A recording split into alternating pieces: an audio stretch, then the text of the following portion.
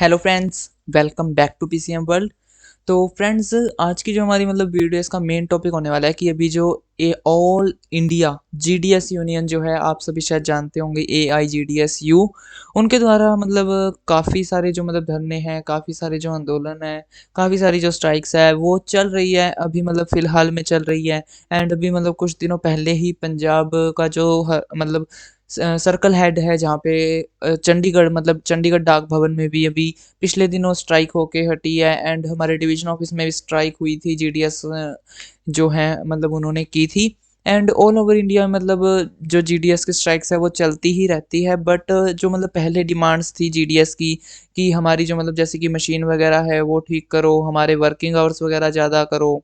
क्योंकि अभी जैसे कि 4 घंटे की ड्यूटी, एंड आप सब लोगों को पता होगा कि जीडीएस के द्वारा डिमांड की जा रही है कि हम लोगों को 8 घंटे की ड्यूटी करो, हम लोगों को परमानेंट करो, एंड वगैरह वगैरह। काफ़ी सारी जो डिमांड्स वगैरह हैं वो जीडीएस की तरफ से अभी की जा रही है। AIGDSU जो ऑल इंडिया जीडीएस यूनियन है, वही इन सबको देखता है, संभालता है। एंड अगर कहीं पर कोई स्ट्रिक्ट एक्शन की जरूरत पड़ती है तो स्ट्राइक्स के लिए वही जो सभी जीडीएस को बोलते हैं कि हम इस दिन स्ट्राइक रखेंगे और आप सब लोग अपना भी योगदान इसमें डालें।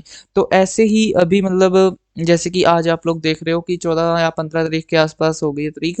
एंड 12 जनवरी को इनकी तरफ से एक और डिमांड रखी गई, वो भी हम सब जीडीएस के काम को मद्देनजर रखते हुए कि कैसे जीडीएस काम करता है in single handed BO, in double handed BO.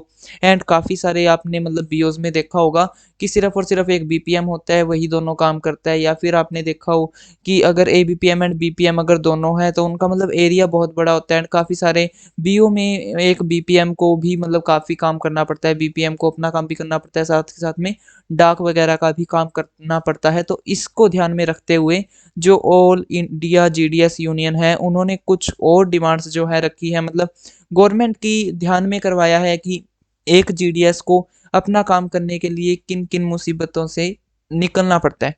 वही जो अब की बार जो डिमांड रखी गई है 12 जनवरी को, जो AIGDSU की तरफ से हम सब की प्रॉब्लम्स को देखते हुए जो डिमांड रखी गई है, वही मैं आपको आज की वीडियो में दिखाने वाला हूँ। तो बिना किसी देरी के फ्रेंड्स, हम आज की वीडियो को स्टार्ट करते हैं। वीडियो को स्टार्ट करने से पहले अगर आप हमारे चैनल पे नए हैं तो मेरे चैनल को सब्सक्राइब कर लो, साथ साथ में बेल आइकन को प्रेस कर लेना। अगर आपको आज की वीडियो अच्छी लगे तो वीडियो को लाइक करें, ज़्यादा शेयर करें। एंड चलिए फ्रेंड्स, हम आज की वीडियो को स्टार्ट करते हैं। और जैसे कि अभी AIGDSU की तरफ से काफ़ी सारी स्ट्राइक्स चल रही हैं, तो आप भी, चाहे आप ज्वाइन हो चुके हो चाहे आप नहीं हुए हो, आप लोगों की ज्वाइनिंग तो हो ही जाएगी। अभी जितने भी सिलेक्टेड कैंडिडेट है सब लोग जीडीएस तो बन ही जाओगे। एंड आप लोग भी जीडीएस की इन डिमांड्स में, जीडीएस के इन स्ट्राइक्स में अपना साथ दे सकते हो। इस वीडियो को लाइक कर देना, एक लाइक वाला बटन दबा के आप लोग भी अपनी जो अटेंडेंस है वो लगा सकते हो। एंड हमारे जो स्ट्राइक्स हैं, जो जीडीएस की स्ट्राइक्स वगैरह चल रही है, उसमें अपना योगदान डाल सकते हो। तो फटाफट से वीडियो को लाइक कर दो। एंड अभी हम लोग करते हैं वीडियो को स्टार्ट। तो जो हमारे पास ऑल इंडिया जीडीएस यूनियन की जो ऑफिशियल वेबसाइट है, मुझे वहाँ से ये नोटिस मिला है जिसमें कि सब कुछ बता रखा है, जो कि एक जीडीएस को फेस करनी पड़ती है problems due to their duty. तो आप लोग यहाँ पे देख सकते हो, ऑल इंडिया ग्रामीण डाक सेवक यूनियन एंड सेंट्रल हेडक्वार्टर ये आया है पदम नगर दिल्ली की तरफ से। एंड नेशनल यूनियन ऑफ ग्रामीण डाक सेवक जो कि न्यू दिल्ली में ही है। तो ये दो यूनियन है, नेशनल यूनियन ऑफ ग्रामीण डाक सेवक एंड ऑल इंडिया ग्रामीण डाक सेवक यूनियन। तो इसका रेफरेंस नंबर यहाँ पे दिया हुआ है। एंड आप लोग डेट देख सकते हो, 12 जनवरी 2023 की लेटेस्ट डेट है। एंड अभी ये जो डिमांड्स है वो रखी गई है। एंड ये भेजी गई है जो कि श्री विनय प्रकाश सिंह, जो कि डिपार्टमेंट ऑफ पोस्ट के मेंबर ऑफ पार्लियामेंट, मेंबर एक किस्म के, अगर हम कहें कि वो मंत्री हैं या फिर जो हेड होता है ना, कि डिपार्टमेंट ऑफ पोस्ट के जो हेड है, ये जो नोटिस है ये उनको भेजा गया है, ये एक चिट्ठी उनको भेजी गई है जिसमें कि हम लोगों की जो प्रॉब्लम्स है वो बता रखी है डाक भवन न्यू दिल्ली में। तो यहाँ पे देखो, इन्होंने बता रखा है कि sir, this is regarding combining duties in the GDS branch post offices. तो ये जो लेटर है ये किसके रिगार्डिंग है कि जो जब जीडीएस के ब्रांच पोस्ट ऑफिस में जब जीडीएस की कंबाइंड ड्यूटी की जाती है इन ब्रांच पोस्ट ऑफिस, तो उसके रिगार्डिंग हम लोगों ने ये एक आप लोगों से डिमांड रखी है या फिर एक रिक्वेस्ट रखी है कि जब जीडीएस की कंबाइंड ड्यूटी की जाती है एक बीओ में, then it is impossible to manage GDS leave period combining duty either in short term और in long term due to the reason given below. तो यहाँ पे बताया गया है कि एक जो जीडीएस है, चाहे वो बीपीएम है चाहे वो एबीपीएम है। तो अगर एक बीओ में एक एबीपीएम एंड अगर एक बीपीएम काम कर रहे हैं, तो अगर एबीपीएम कहीं छुट्टी पे चला जाता है, लीव पे चला जाता है, देन बीपीएम को बोला जाता है कि आप दोनों काम करो, बीपीएम का प्लस एबीपीएम का। या फिर अगर बीपीएम कहीं छुट्टी पे चला जाता है, देन एबीपीएम को बोला जाता है कि आप दोनों काम करो, बीपीएम का भी एंड एबीपीएम का भी। तो ये काम करना मतलब कंबाइंड ड्यूटी करना इम्पॉसिबल है एक बीपीएम के लिए भी एज वेल एज एक एबीपीएम के लिए भी। और इनका क्या रीज़न है वो यहाँ पे इन्होंने नीचे बता रखा है। तो फर्स्ट है इसमें क्या reason, in the two handed BO, in the double handed BO मतलब जहाँ पे एक एबीपीएम एंड एक बीपीएम दोनों काम कर रहे हैं, there is BPM and ABPM, तो दोनों काम कर रहे हैं BPM and ABPM. The BPM is working in the BO, तो जो बीपीएम है वो तो बीओ का काम करेगा। The duties of ABPM are to convey BO back from AU to BO and vice versa. तो एक जो मतलब एबीपीएम होता है उसकी क्या ड्यूटी है कि वो अपना जो मतलब अकाउंट ऑफिस आप लोगों का जो एसओ है वहां से बैक कैरी करके लाए बीओ में, और बीओ से बैक कैरी करके लेके जाए एसओ में, and to deliver the letters in the village. And उसका एक काम है कि एमडी का कि वो जो मतलब डिलीवर मेल्स वगैरह जो उसके पास आती है उसको डिलीवर करे उसके बीओ के अंडर जितनी जुरिडिक्शंस हैं, जितना मतलब विलेज कवर करता है उनका बीओ, उनके विलेज में वो अपनी जो मतलब मेल्स है वो डिलीवर करे। And to hamlet villages if any when ABPM goes on leave, and मतलब हैंडल अगर मतलब कोई विलेजर अगर आ जाता है या फिर उसको कुछ पूछना हो तो उसको हैंडल करना भी एक एबीपीएम की ड्यूटी होती है। एंड साथ के साथ में बीपीएम को असिस्ट करना भी एक एबीपीएम की ड्यूटी होती है। तो यहाँ पे अभी लिख रखा है if any when ABPM goes on the leave, तो जब एक एबीपीएम लीव पे चला जाता है, the BPM has to attend ABPM work besides his regular work under combination of duties. तो एक जो मतलब एबीपीएम जब छुट्टी पे चला जाता है तो बीपीएम को एबीपीएम का भी काम करना पड़ता है एंड अपना भी काम करना पड़ता है अंडर कॉम्बिनेशन, मतलब उसकी ड्यूटीज की जो कॉम्बिनेशन की जाती है। अभी जैसे कि ये हमारे बीओ रूल्स में है कि अगर एक एबीपीएम कहीं छुट्टी पे जाता है तो बीपीएम दोनों काम करेगा, अगर बीपीएम छुट्टी पे जाता है तो एबीपीएम दोनों काम करेगा। अभी ये रूल इन्होंने बना रखा है बट ये इम्पॉसिबल है एंड इसलिए यहाँ पे इन्होंने लिख रखा है suppose the working hours of BO is 9 AM to 1 PM। तो 4 घंटे का जैसे कि बीओ का वर्किंग आवर्स होता है, तो इन्होंने कह दिया कि आप एक बार सपोज करो कि 9 बजे से लेकर एंड 1 बजे तक एक बीओ का वर्किंग आवर है और BPM should open the BO at 9 AM। तो जो बीपीएम है उसको 9 बजे सुबह जाके बीओ में बैठना होगा, बीओ खोलना होगा। बट जब एबीपीएम छुट्टी पे होगा तो बीपीएम कैसे खोलेगा, BPM is not able to open the BO at 9 AM। तो बीपीएम 9 बजे तो नहीं खोल सकता क्योंकि he has to convey BO bag from AO. तो क्योंकि भी उसको पहले हेड ऑफिस में जाना है, मतलब सब ऑफिस में जाना है एंड वहाँ से बीओ का बैग कैरी करके लेके आना है, डाक वगैरह लेके आनी है, अगर उसको कोई सामान चाहिए तो वो लेके आना है, अगर उसको कोई स्टेशनरी वगैरह चाहिए देन वो लेके आना है। तो सबसे पहले तो वो अपने एसओ जाएगा, वहाँ से बैग कैरी करके लेके आएगा बीओ में, तो वो 9 बजे कैसे बीओ खोलेगा एंड वाइस वर्सा। तो एट द सेम टाइम तो और जब मतलब डाक वगैरह हो जाती है तो शाम के टाइम भी, जैसे कि अगर 1 बजे की ड्यूटी है तो उस टाइम भी उसको बीओ से एसओ जाना है क्योंकि उसको सारी जो भी डाक्स वगैरह वापस है तो वापस करनी है, अगर कोई कैश वगैरह देना है तो वो भी देना है। तो मतलब कंबाइनेशन ऑफ ड्यूटी से ये हो जाता है।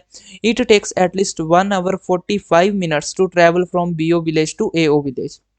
तो इन्होंने बताया है कि कम से कम एक बीओ से एसओ में जाने के लिए 1 घंटा 45 मिनट लगते हैं, बीओ से एसओ जाने के लिए, फिर एसओ से बैग उठा के बीओ आने के लिए, एंड उसके बाद में दोबारा शाम को बीओ से एसओ जाने के लिए एंड फिर एसओ से दोबारा बीओ आने के लिए, क्योंकि आप बीओ के विलेज में ही रह रहे हो।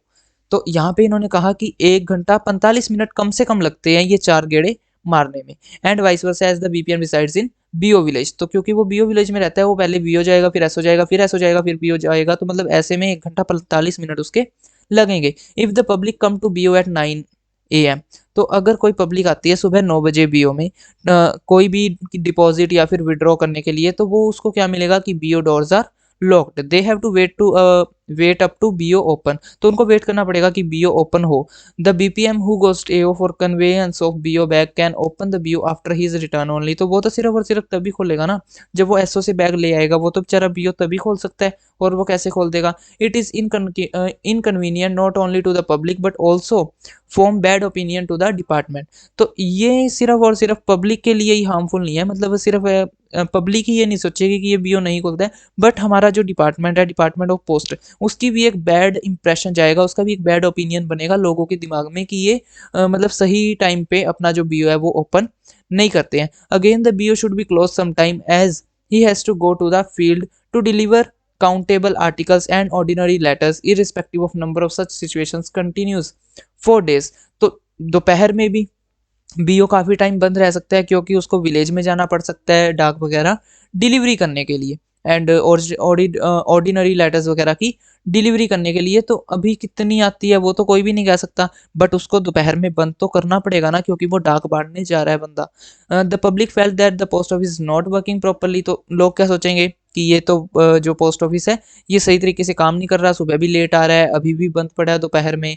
And the department issue instructions not to go to deliver 3 or 4 register और speed post working properly. Can the department issue instructions not to go deliver 3 or 4 registered or speed post letters when combining duty in post and keep them in deposit। और मतलब ये कह रहे हैं कि जब 3 या 4 सिर्फ और सिर्फ 3 या 4 रजिस्टर या फिर स्पीड पोस्ट आती है तो हम उसको डिपॉजिट भी नहीं रख सकते क्योंकि ये डिपार्टमेंट ऑफ पोस्ट का इंस्ट्रक्शन नहीं है। उनको है कि स्पीड पोस्ट या तो आप सेम डे डिलीवर करो या सेम डे आप रिटर्न भेजो। रजिस्ट्री को तो हम फिर भी डिपॉजिट कर लेंगे बट स्पीड पोस्ट को तो हम रख भी नहीं सकते हैं।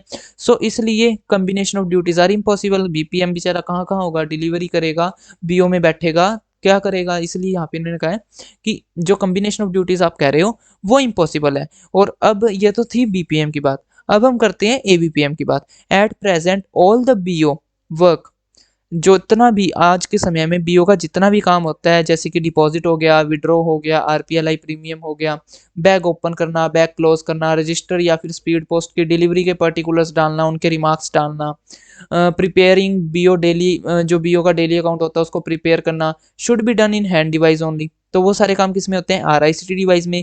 ABPM who got training can only do it. तो एबीपीएम जिसको इन चीज़ों की ट्रेनिंग मिली है सिर्फ वही कर सकता है। बाकी एबीपीएम को मोस्टली किन चीज़ों की ट्रेनिंग मिलती है कि आपके पास अगर रजिस्ट्री आई तो आप उसको सिर्फ एड्रेस ही को देना, अगर आपके पास स्पीड पोस्ट आई तो आप उसको सेम डे डिलीवर करना या फिर रिटर्न करना। तो उसको तो कोई आरआईसीटी डिवाइस की ट्रेनिंग नहीं दी जाती है, बट जिनको मिलती है वो ये काम कर सकते हैं, अदरवाइज तो कोई कर ही नहीं पाएगा।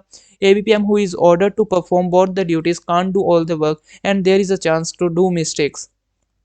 तो यहाँ पे जिस एबीपीएम को बोला गया कि आप बीपीएम का भी काम करो वो उससे सारा काम होगा ही नहीं। And there is a chance to do mistake, तो वो क्या पता मिस्टेक भी कर दे, उससे मिस्टेक भी हो जाए, बंदे को अच्छी तरीके से प्रॉपर ट्रेनिंग तो मिली नहीं है। Which leads financial loss personally to him ex sometimes the device takes the double the amount than actual amount. तो बिल्कुल यहाँ पे मतलब अगर वो कोई आरआईसीटी डिवाइस में काम करेगा, कोई कैश डिपॉजिट करेगा, कोई विड्रॉ करेगा, तो कई बार 2 ट्रांजेक्शन भी हो जाती है। एंड अभी हाल ही में मुझसे मतलब हो गया कि पहले जैसे कि मेरी ना आरआईसीटी डिवाइस चल नहीं रही थी, उसमें नेटवर्क का इशू आ रहा था और मैंने एक अकाउंट ओपन करना था टीडी का, तो वो मेरे मतलब मुझसे ना गलती से 2 बार ओपन हो गया।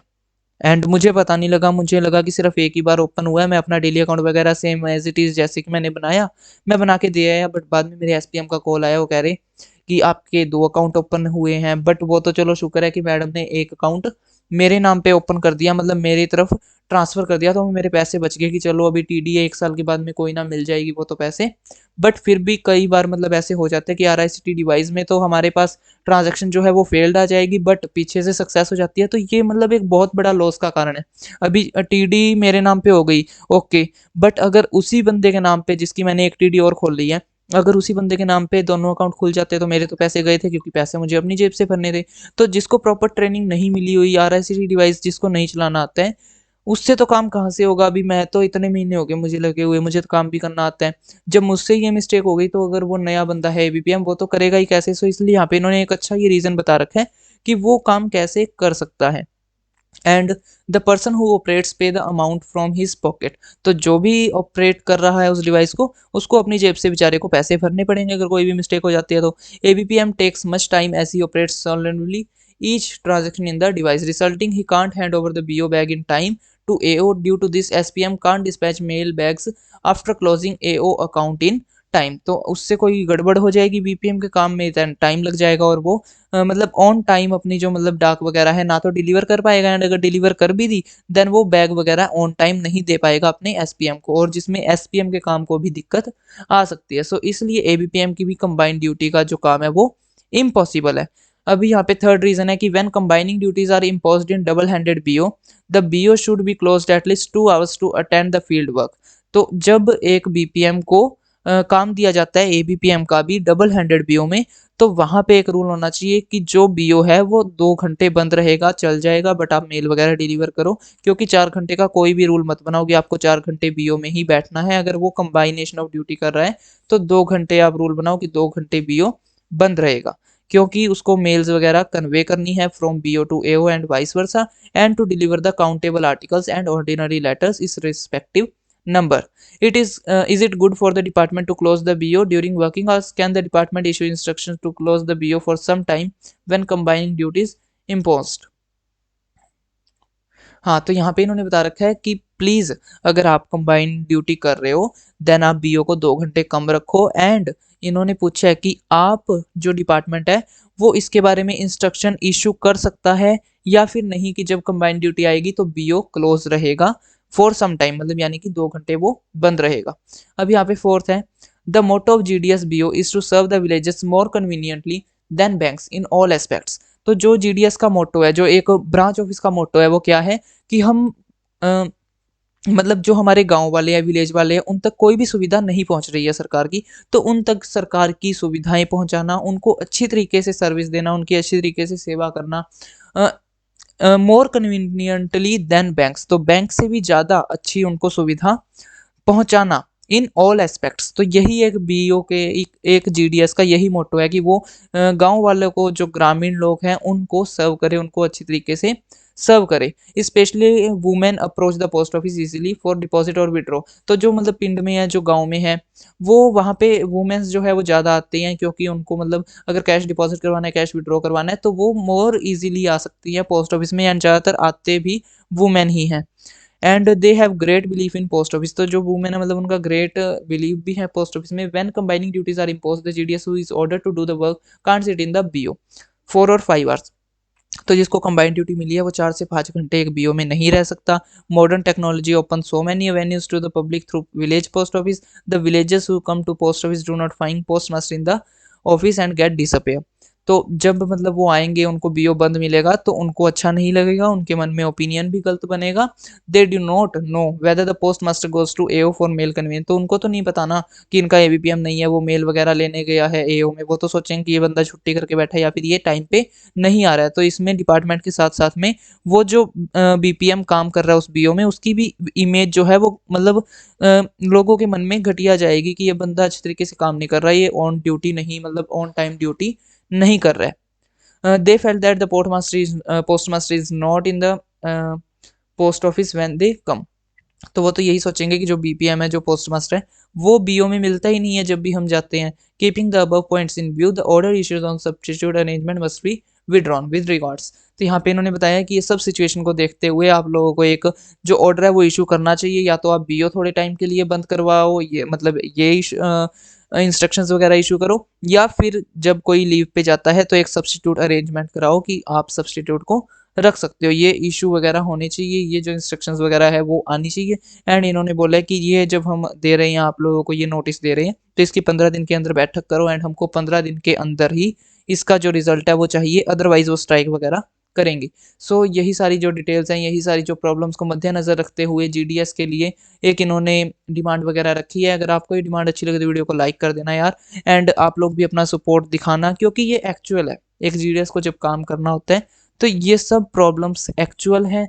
एंड जो जीडीएस के कंडक्ट एंड एंगेजमेंट रूल्स हैं वो तो मतलब काफ़ी ही, उसमें 3 ईयर रूल तो काफ़ी भयंकर है। अगर आप लोगों को कंडक्ट एंड एंगेजमेंट रूल के ऊपर एक पूरी डेडिकेटेड वीडियो चाहिए, एक एक पॉइंट आप लोगों को देखना है कि कंडक्ट एंड एंगेजमेंट रूल में क्या है, आप लोग जब अपनी ज्वाइनिंग ले रहे हो तो आप किस किस के ऊपर साइन कर रहे हो, आप किस चीज़ों को ध्यान में रख रहे हो, एंड जो 3 ईयर रूल है वो क्या कहता है, अगर आपसे थोड़ी बहुत गलती हो जाए, चार्जशीट वगैरह भी लगने पे बात आ जाती है, तो वो क्यों लगती है, उनको कैसे हम प्रिवेंट करें, एंड अगर हमारे ऊपर कोई जैसे कि लीगल एक्शन हो सकता है, क्यों हो सकता है, किन चीज़ के हो सकता है, एंड हम लोगों को अपना काम करते टाइम किन किन बातों का ध्यान रखना चाहिए। अगर आपको इस टॉपिक के ऊपर जीडीएस के कंडक्ट एंड एंगेजमेंट रूल्स के ऊपर एक पूरी डेडिकेटेड वीडियो चाहिए, देन कमेंट सेक्शन में यस लिख देना। मेरा जो पिन कमेंट है वो पिन रहेगा इनमें, एंड आप लोग अपना जो मतलब सजेशन है कि मैं उसके ऊपर वीडियो बनाऊँ एक डेडिकेटेड या फिर नहीं, वो आप उसमें रिप्लाई ज़रूर से कर देना। तो आज की वीडियो को फ्रेंड्स हम लोग इतना ही रखते हैं। अगर आपको आज की वीडियो अच्छी लगी हो तो वीडियो को लाइक करें, ज़्यादा से शेयर करें एंड अगर आपने अभी तक मेरे चैनल को सब्सक्राइब नहीं किया तो फटाफट से मेरे चैनल को सब्सक्राइब कर लो, साथ-साथ में बेल आइकन को भी प्रेस कर लेना। एंड एक और बहुत बड़ी न्यूज़ अभी निकल के आई है कि जो ऑनलाइन ट्रांसफ़र पोर्टल है वो इस मंथ आएगा या फिर नहीं, उसके ऊपर भी बहुत जल्दी वीडियो आने वाली है। आई थिंक आप लोगों को कल वो वीडियो देखने को मिल जाए एंड उसके बाद में अगर आप लोग बोलोगे तो कंडक्ट एंड एंगेजमेंट रूल वाली वीडियो हम लोग बना देंगे। तो मतलब जैसे कि ऑनलाइन ट्रांसफ़र पोर्टल अब की बार आएगा या नहीं, विद वैकेंसी 2023 की एक लेटेस्ट अपडेट के साथ आप लोगों को कल वीडियो देखने को मिल जाएगी। तो मिलते हैं फ्रेंड्स फिर आपसे कल आने वाली वीडियो में। Thanks for watching.